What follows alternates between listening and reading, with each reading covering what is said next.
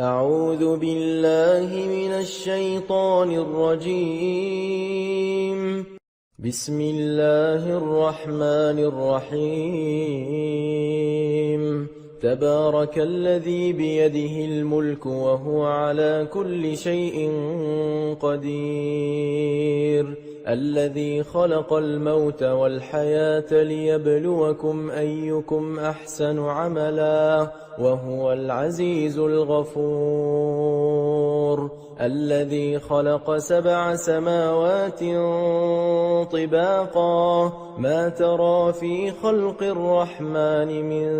تفاوت فارجع البصر هل ترى من فطور ثم ارجع البصر كرتين ينقلب إليك البصر خاسئا وهو حسير. ولقد زينا السماء الدنيا بمصابيح وجعلناها رجوما للشياطين وأعتدنا لهم عذاب السعير. وللذين كفروا بربهم عذاب جهنم وبئس المصير. إذا ألقوا فيها سمعوا لها شهيقا وهي تفور تكاد تميز من الغيظ كلما ألقي فيها فوج سألهم خزنتها ألم يأتكم نذير قالوا بلى قد جاءنا نذير فكذبنا وقلنا ما نزل الله من شيء إن أنتم إلا في ضلال كبير. وقالوا لو كنا نسمع أو نعقل ما كنا في أصحاب السعير فاعترفوا بذنبهم فسحقا لأصحاب السعير. إن الذين يخشون ربهم بالغيب لهم مغفرة وأجر كبير. وأسروا قولكم أو اجهروا به إنه عليم بذات الصدور. ألا يعلم من خلق وهو اللطيف الخبير. هو الذي جعل لكم الأرض ذلولا فامشوا في مناكبها وكلوا من رزقه وإليه النشور. أأمنتم من في السماء أن يخسف بكم الأرض فإذا هي تمور أم أمنتم من في السماء أن يرسل عليكم حاصبا فستعلمون كيف نذير. ولقد كذب الذين من قبلهم فكيف كان نكير. أولم يروا إلى الطير فوقهم صافات ويقبضن ما يمسكهن إلا الرحمن إنه بكل شيء بصير. أمن هذا الذي هو جند لكم ينصركم من دون الرحمن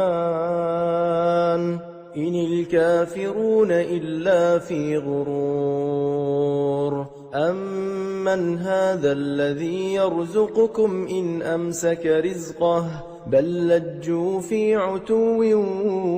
ونفور. أفمن يمشي مكبا على وجهه أهدى أَمَّن يَمْشِي سَوِيًّا عَلَى صِرَاطٍ مُّسْتَقِيمٍ قُلْ هُوَ الَّذِي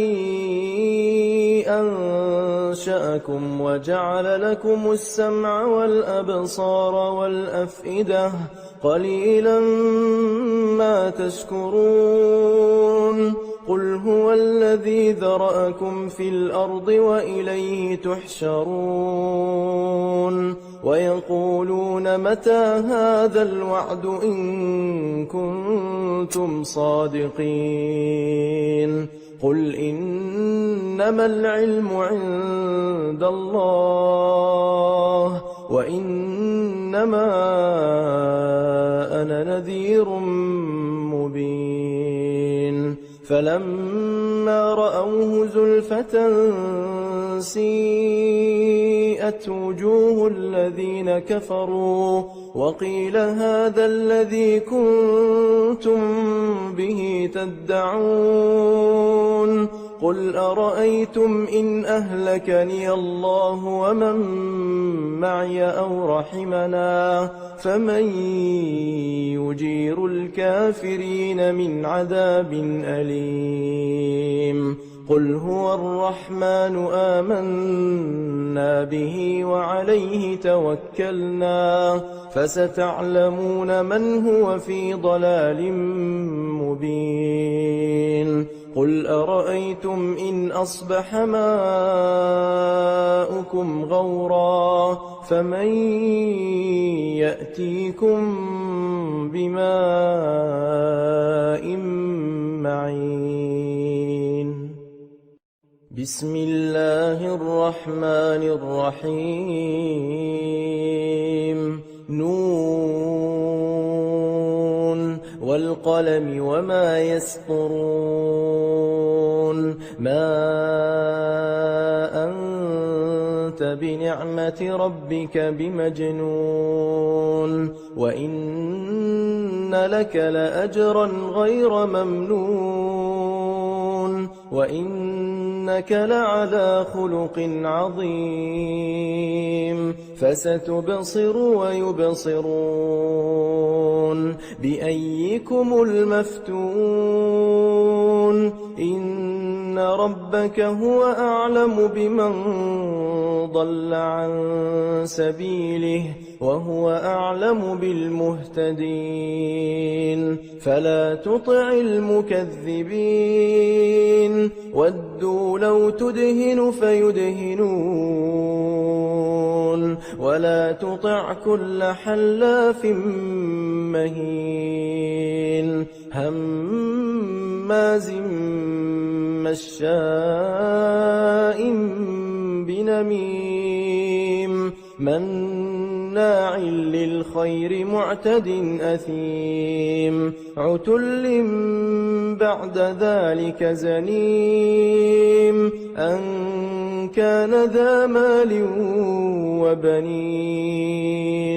إِذَا تُتْلَىٰ عَلَيْهِ آيَاتُنَا قَالَ أَسَاطِيرُ الْأَوَّلِينَ سَنَسِمُهُ عَلَى الْخُرْطُومِ إِنَّا بَلَوْنَاهُمْ كَمَا بَلَوْنَا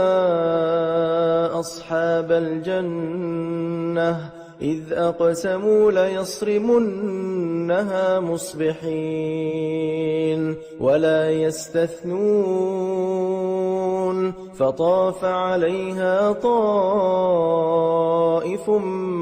مِّن رَّبِّكَ وَهُمْ نَائِمُونَ فَأَصْبَحَتْ كَالصَّرِيمِ فَتَنَادَوْا مُصْبِحِينَ أَنِ اغْدُوا عَلَىٰ حَرْثِكُمْ إِن كُنتُمْ صَارِمِينَ فَانطَلَقُوا وَهُمْ يَتَخَافَتُونَ أَلَّا يَدْخُلَنَّهَا الْيَوْمَ عَلَيْكُم مِّسْكِينٌ وَغَدَوْا عَلَىٰ حَرْدٍ قَادِرِينَ فَلَمَّا رَأَوْهَا قَالُوا إِنَّا لَضَالُّونَ بل نحن محرومون قال أوسطهم ألم أقل لكم لولا تسبحون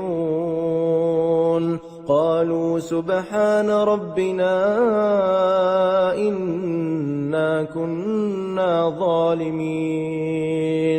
فأقبل بعضهم على بعض يتلاومون قالوا يا ويلنا إنا كنا طاغين عسى ربنا أن يبدلنا خيرا منها إنا إلى ربنا راغبون كذلك العذاب ولعذاب الآخرة أكبر لو كانوا يعلمون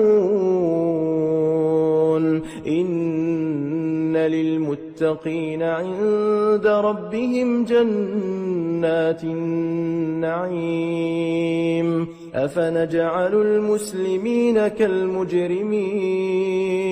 ما لكم كيف تحكمون أم لكم كتاب فيه تدرسون إن لكم فيه لما تخيرون أم لكم أيمان علينا بالغة إلى يوم القيامة إن لكم لما تحكمون سلهم أيهم بذلك زعيم أم لهم شركاء فليأتوا بشركائهم إن كانوا صادقين يوم يكشف عن ساق ويدعون إلى السجود فلا يستطيعون خاشعة أبصارهم ترهقهم ذلة وقد كانوا يدعون إلى السجود وهم سالمون فذرني ومن يكذب بهذا الحديث سنستدرجهم من حيث لا يعلمون وأملي لهم إن كيدي متين أم تسألهم أجرا فهم من مغرم مثقلون أم عندهم الغيب فهم يكتبون فاصبر لحكم ربك ولا تكن كصاحب الحوت إذ نادى وهو مكظوم لولا أن تداركه نعمة من ربه لنبذ بالعراء وهو مذموم فاجتباه ربه فجعله من الصالحين وإن يكاد الذين كفروا ليزلقونك بأبصارهم لما سمعوا الذكر ويقولون إنه لمجنون وما هو إلا ذكر للعالمين بسم الله الرحمن الرحيم الحاقة ما الحاقة وما أدراك ما الحاقة كذبت ثمود وعاد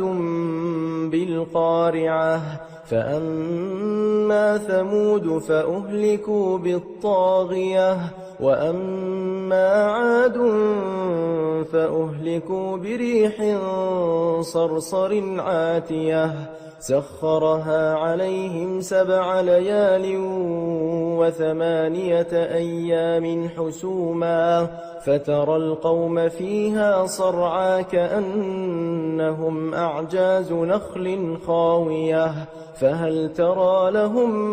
من باقية وجاء فرعون ومن قبله والمؤتفكات بالخاطئة فعصوا رسول ربهم فأخذهم أخذة رابية إنا لما طغى الماء حملناكم في الجارية لنجعلها لكم تذكرة وتعيها أذن واعية فإذا نفخ في الصور نفخة واحدة وحملت الأرض والجبال فدكتا دكة واحدة فيومئذ وقعت الواقعة وانشقت السماء فهي يومئذ واهية والملك على أرجائها ويحمل عرش ربك فوقهم يومئذ ثمانية يومئذ تعرضون لا تخفى منكم خافية فأما من أوتي كتابه بيمينه فيقول هاؤم اقرءوا كتابيه إني ظننت أني ملاق حسابيه فهو في عيشة راضية في جنة عالية قطوفها دانية كلوا واشربوا هنيئا بما أسلفتم في الأيام الخالية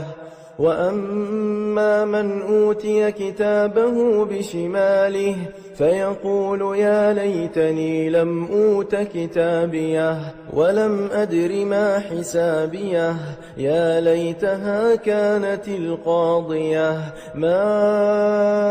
أغنى عني ماليه هلك عني سلطانيه خذوه فغلوه ثم الجحيم صلوه ثم في سلسلة ذرعها 70 ذراعا فاسلكوه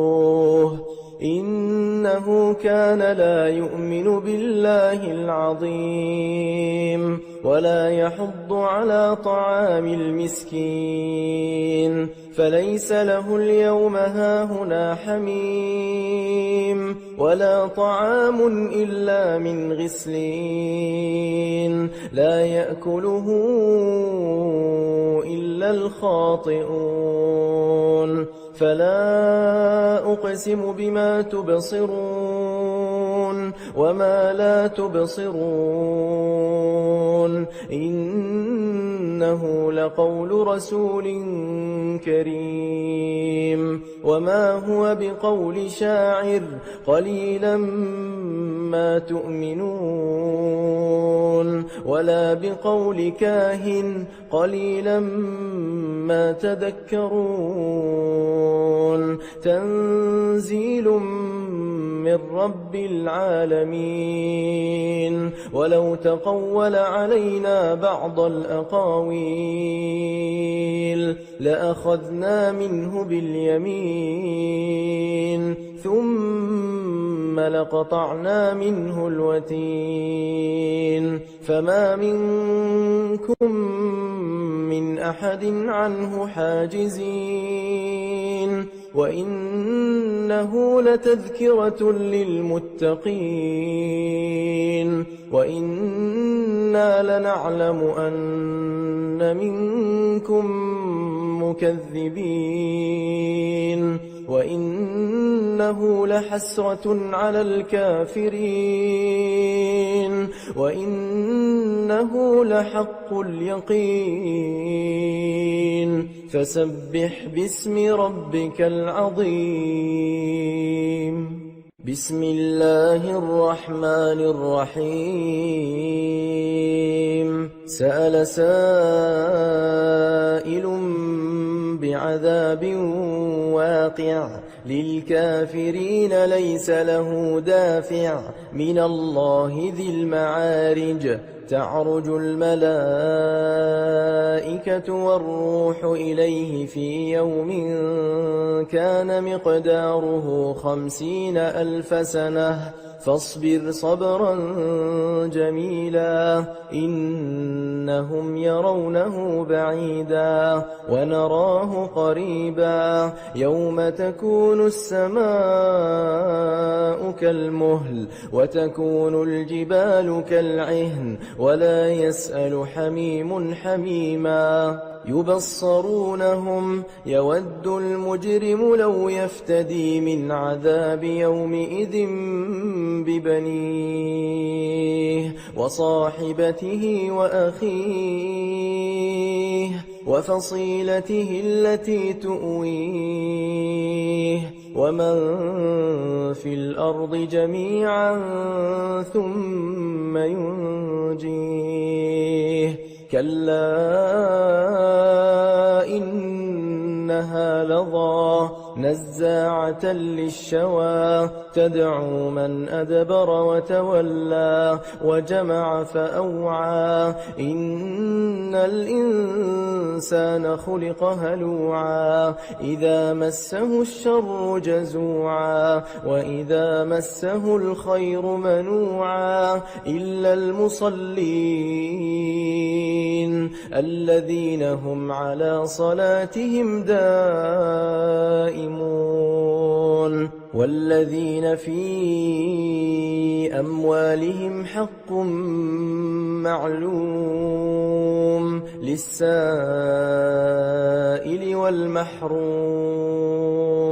والذين يصدقون بيوم الدين والذين هم من عذاب ربهم مشفقون إن عذاب ربهم غير مأمون والذين هم لفروجهم حافظون إلا على أزواجهم أو ما ملكت أيمانهم فإنهم غير ملومين فمن ابتغى وراء ذلك فأولئك هم العادون والذين هم لأماناتهم وعهدهم راعون والذين هم بشهاداتهم قائمون والذين هم على صلاتهم يحافظون أولئك في جنات مكرمون فما للذين كفروا قبلك مهطعين عن اليمين وعن الشمال عزين أيطمع كل امرئ منهم أن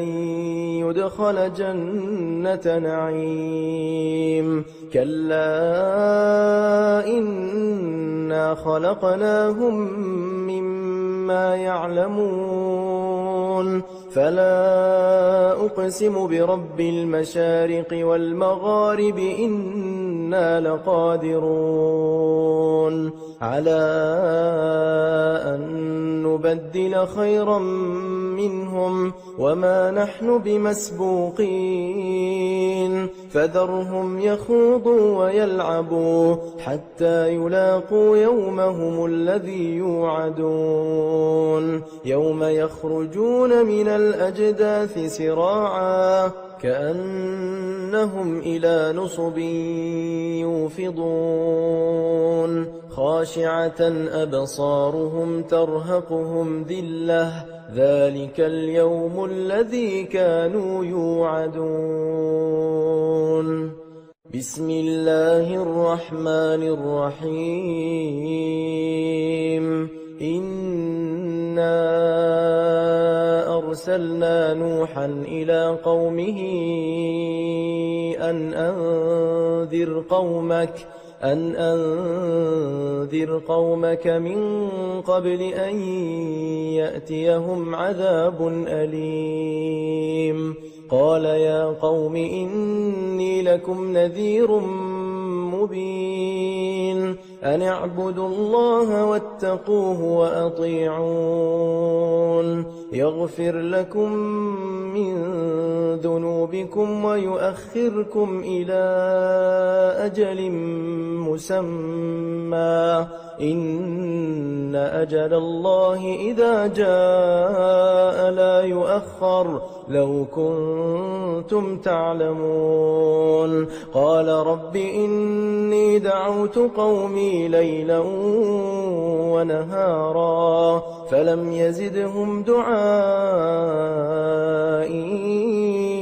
إلا فرارا وإني كلما دعوتهم لتغفر لهم جعلوا أصابعهم في آذانهم واستغشوا ثيابهم وأصروا واستكبروا استكبارا ثم إني دعوتهم جهارا ثم إني أعلنت لهم وأسررت لهم إسرارا فقلت استغفروا ربكم إنه كان غفارا يرسل السماء عليكم مدرارا ويمددكم بأموال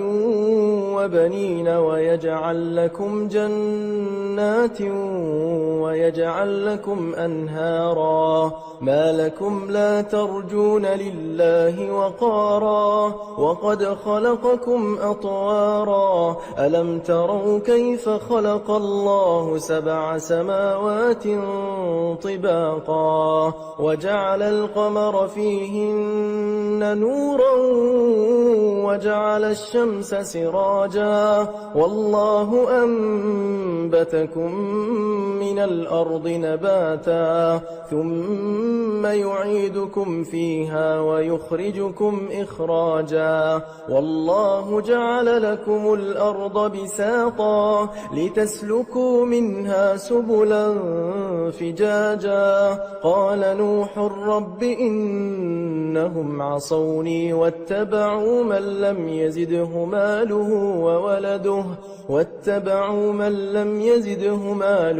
وولده إلا خسارا ومكروا مكرا كبارا وقالوا لا تذرن آلهتكم ولا تذرن ودا ولا سواعا ولا يغوث ويعوق ونسرا وقد أضلوا كثيرا ولا تزد الظالمين إلا ضلالا مما خطيئاتهم أغرقوا فأدخلوا نارا فلم يجدوا لهم من دون الله أنصارا وقال نوح رب لا تذر على الأرض من الكافرين ديارا إنك إن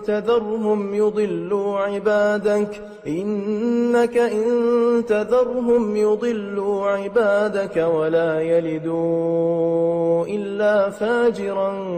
كفارا رب اغفر لي ولوالدي ولمن دخل بيتي مؤمنا وللمؤمنين والمؤمنات ولا تزد الظالمين إلا تبارا بسم الله الرحمن الرحيم قل أوحي إلي أنه استمع نفر من الجن فقالوا إنا سمعنا قرآنا عجبا يهدي إلى الرشد فآمنا به ولن نشرك بربنا أحدا وأنه تعالى جد ربنا ما اتخذ صاحبة ولا ولدا وأنه كان يقول سفيهنا على الله شططا وأنا ظننا أن لن تقول الإنس والجن على الله كذبا وأنه كان رجال من الإنس يعوذون برجال من الجن فزادوهم رهقا وأنهم ظنوا كما ظننتم أن لن يبعث الله أحدا وأنا لمسنا السماء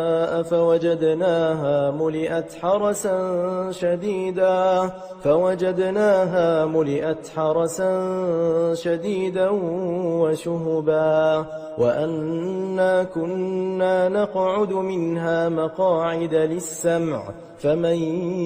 يستمع الآن يجد له شهابا رصدا وأنا لا ندري أشر أريد بمن في الأرض أم أراد بهم ربهم رشدا وأنا منا الصالحون ومنا دون ذلك كنا طرائق قددا وأنا ظننا أن لن نعجز الله في الأرض ولن نعجزه هربا وأنا لما سمعنا الهدى آمنا به فمن يؤمن بربه فلا يخاف بخسا ولا رهقا وأنا منا المسلمون ومنا القاسطون فمن أسلم فأولئك تحروا رشدا وأما القاسطون فكانوا لجهنم حطبا وأن لو استقاموا على الطريقة لأسقيناهم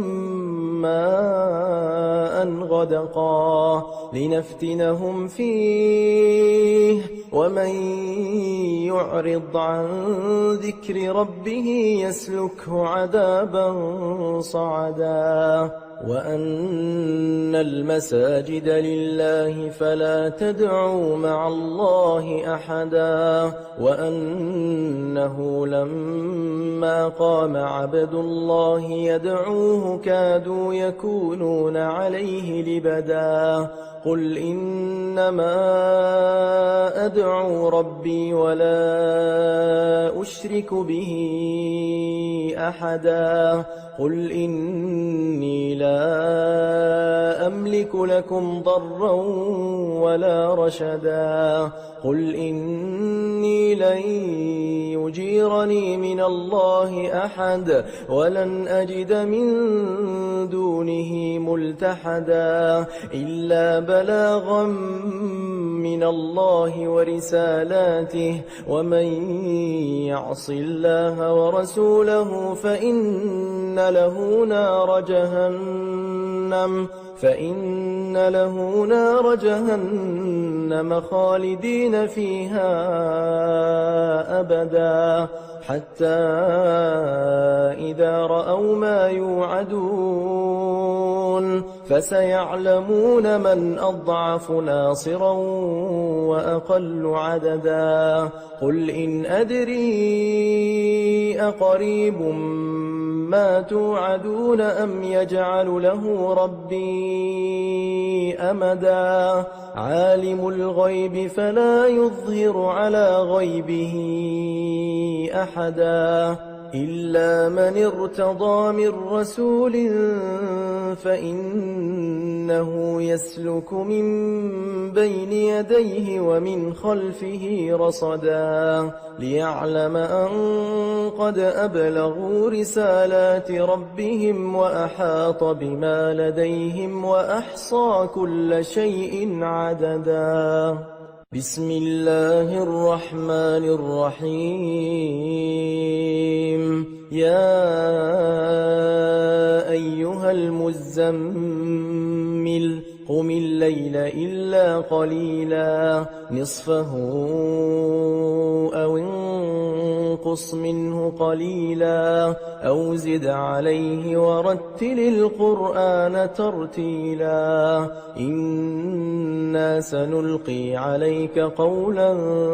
ثقيلا إن ناشئة الليل هي أشد وطئا وأقوم قيلا إن لك في النهار سبحا طويلا واذكر اسم ربك وتبتل إليه تبتيلا رب المشرق والمغرب لا إله إلا هو فاتخذه وكيلا واصبر على ما يقولون واهجرهم هجرا جميلا وذرني والمكذبين أولي النعمة ومهلهم قليلا إن لدينا أنكالا وجحيما وطعاما ذا غصة وعذابا أليما يوم ترجف الأرض والجبال وكانت الجبال كثيبا مهيلا إنا أرسلنا إليكم رسولا شاهدا عليكم كما أرسلنا إلى فرعون رسولا فعصى فرعون الرسول فأخذناه أخذا وبيلا فكيف تتقون إن كفرتم يوما يجعل الولدان شيبا السماء منفطر به كان وعده مفعولا إن هذه تذكرة فمن شاء اتخذ إلى ربه سبيلا إن ربك يعلم أنك تقوم أدنى من ثلثي الليل ونصفه وثلثه وطائفة من الذين معك والله يقدر الليل والنهار علم أن لن تحصوه فتاب عليكم فاقرؤوا ما تيسر من القرآن علم أن سيكون منكم مرضى وآخرون يضربون في الأرض يبتغون من فضل الله وآخرون يقاتلون في سبيل الله فاقرؤوا ما تيسر منه وأقيموا الصلاة وآتوا الزكاة وأقرضوا الله قرضا حسنا وما تقدموا لأنفسكم من خير تجدوه عند الله هو خيرا وأعظم أجرا واستغفروا الله إن الله غفور رحيم بسم الله الرحمن الرحيم يا أيها المدثر قم فأنذر وربك فكبر وثيابك فطهر والرجز فاهجر ولا تمنن تستكثر ولربك فاصبر فإذا نقر في الناقور فذلك يومئذ يوم عسير على الكافرين غير يسير ذرني ومن خلقت وحيدا وجعلت له مالا ممدودا وبنين شهودا ومهدت له تمهيدا ثم يطمع أن أزيد كلا إنه كان لآياتنا عنيدا سأرهقه صعودا إنه فكر وقدر فقتل كيف قدر ثم قتل كيف قدر ثم نظر ثم عبس وبسر ثم أدبر واستكبر فقال إن هذا إلا سحر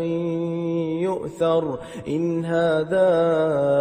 إلا قول البشر سأصليه سقر وما أدراك ما سقر لا تبقي ولا تذر لواحة للبشر عليها 19 وما جعلنا أصحاب النار إلا ملائكة وما جعلنا عدتهم إلا فتنة للذين كفروا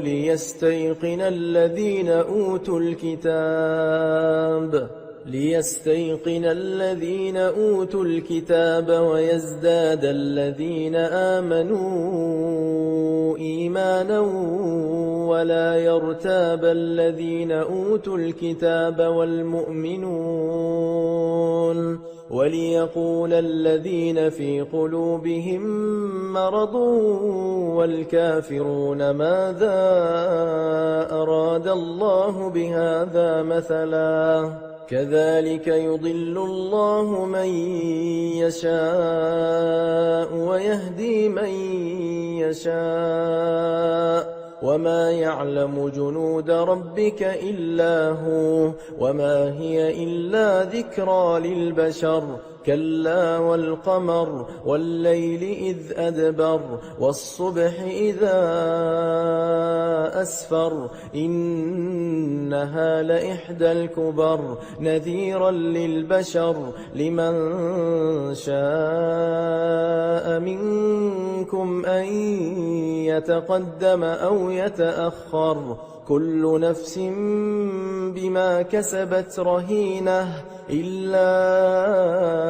أصحاب اليمين في جنات يتساءلون عن المجرمين ما سلككم في سقر قالوا لم نك من المصلين ولم نك نطعم المسكين وكنا نخوض مع الخائضين وكنا نكذب بيوم الدين حتى أتانا اليقين فما تنفعهم شفاعة الشافعين فما لهم عن التذكرة معرضين كأنهم حمر مستنفرة فرت من قسورة بل يريد كل امرئ منهم أن يؤتى صحفا منشرة كلا بل لا يخافون الآخرة كلا إنه تذكرة فمن شاء ذكره وما يذكرون إلا أن يشاء الله هو أهل التقوى وأهل المغفرة بسم الله الرحمن الرحيم لا أقسم بيوم القيامة ولا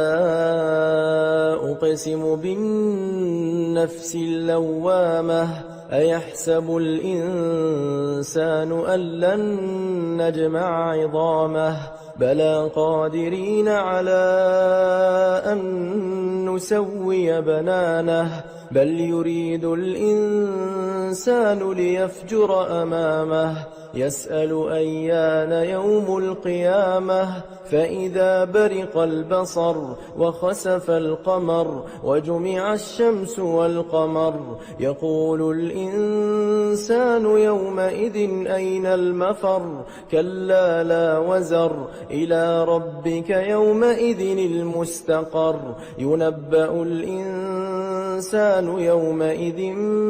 بما قدم وأخر بل الإنسان على نفسه بصيرة ولو ألقى معاذيره لا تحرك به لسانك لتعجل به إن علينا جمعه وقرآنه فإذا قرأناه فاتبع قرآنه ثم إن علينا بيانه كلا بل تحبون العاجلة وتذرون الآخرة وجوه يومئذ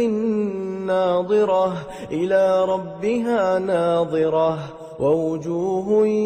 يومئذ باسرة تظن أن يفعل بها فاقرة كلا إذا بلغت التراقي وقيل من راق وظن أنه الفراق والتفت الساق بالساق إلى ربك يومئذ المساق فلا صدق ولا صلى ولكن كذب وتولى ثم ذهب إلى أهله يتمطى أولى لك فأولى ثم أولى لك فأولى أيحسب الإنسان أن يترك سدى ألم يك نطفة من مني يمنى ثم كان علقة فخلق فسوى فجعل منه الزوجين الذكر والأنثى أليس ذلك بقادر على أن يحيي الموتى بسم الله الرحمن الرحيم هل أتى على الإنسان حين من الدهر لم يكن شيئا مذكورا إنا خلقنا الإنسان من نطفة أمشاج نبتليه فجعلناه سميعا بصيرا إنا هديناه السبيل إما شاكرا وإما كفورا إنا أعتدنا للكافرين سلاسل وأغلالا وسعيرا إن الأبرار يشربون من كأس كان مزاجها كافورا عينا يشرب بها عباد الله يفجرونها تفجيرا يوفون بالنذر ويخافون يوما كان شره مستطيرا ويطعمون الطعام على حبه مسكينا ويتيما وأسيرا إنما نطعمكم لوجه الله لا نريد منكم جزاء ولا شكورا إنا نخاف من ربنا يوما عبوسا قمطريرا فوقاهم الله شر ذلك اليوم ولقاهم نضرة وسرورا وجزاهم بما صبروا جنة وحريرا متكئين فيها على الأرائك لا يرون فيها شمسا ولا زمهريرا ودانية عليهم ظلالها وذللت قطوفها تذليلا ويطاف عليهم بآنية من فضة وأكواب كانت قوارير من فضة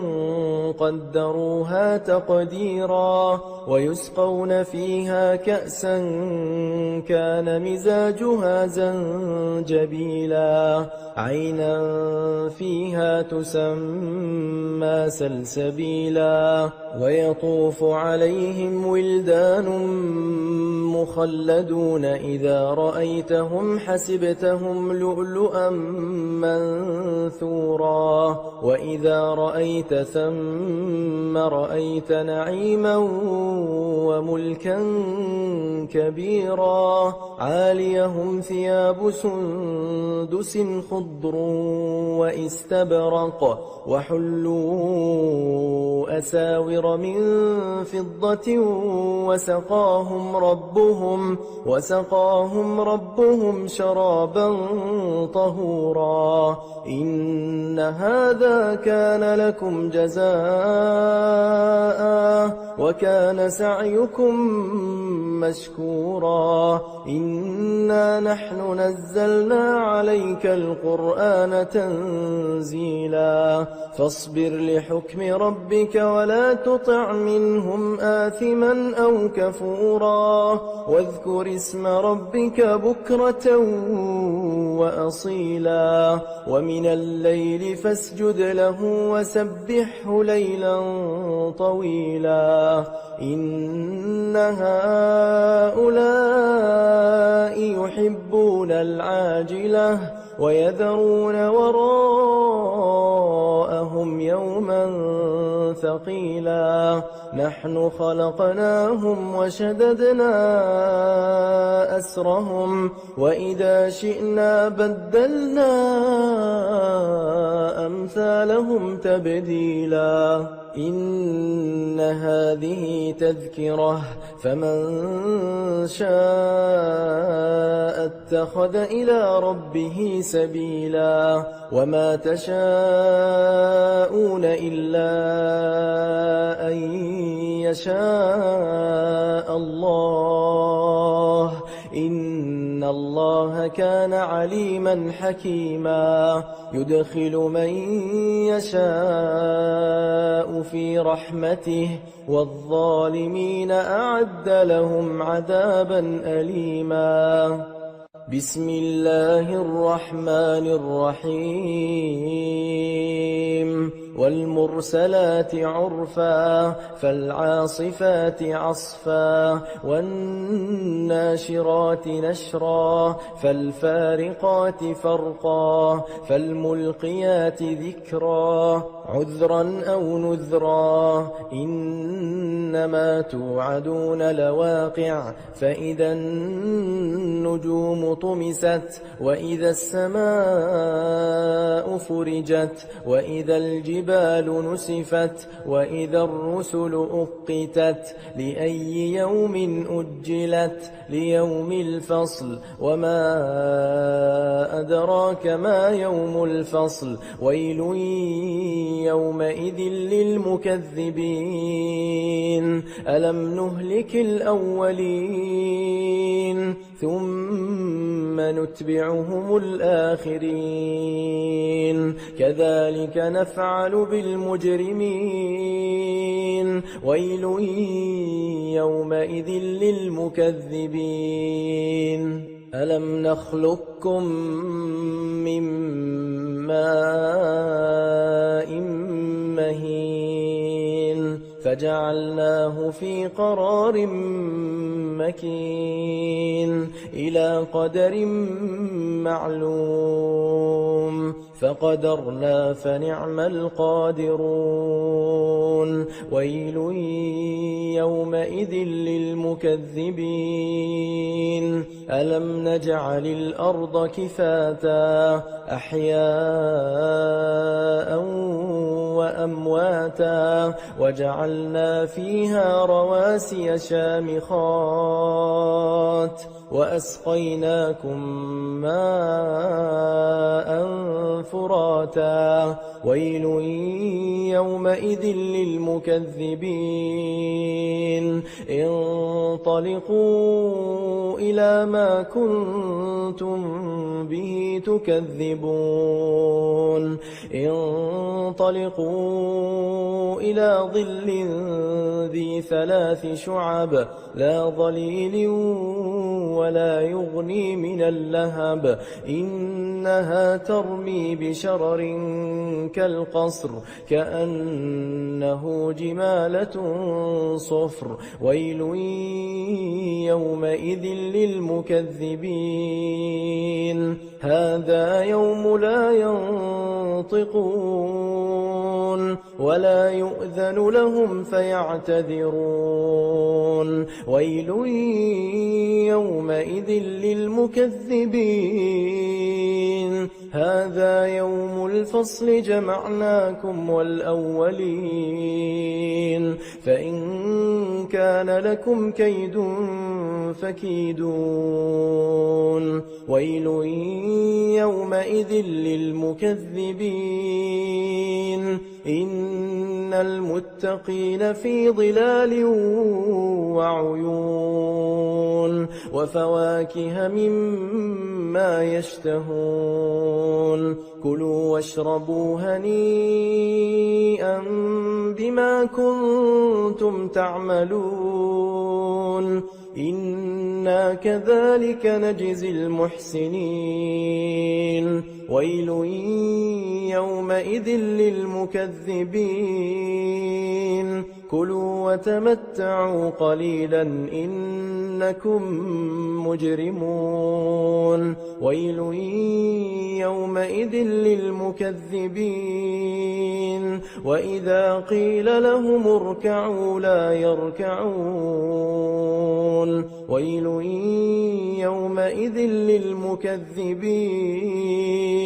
فبأي حديث بعده يؤمنون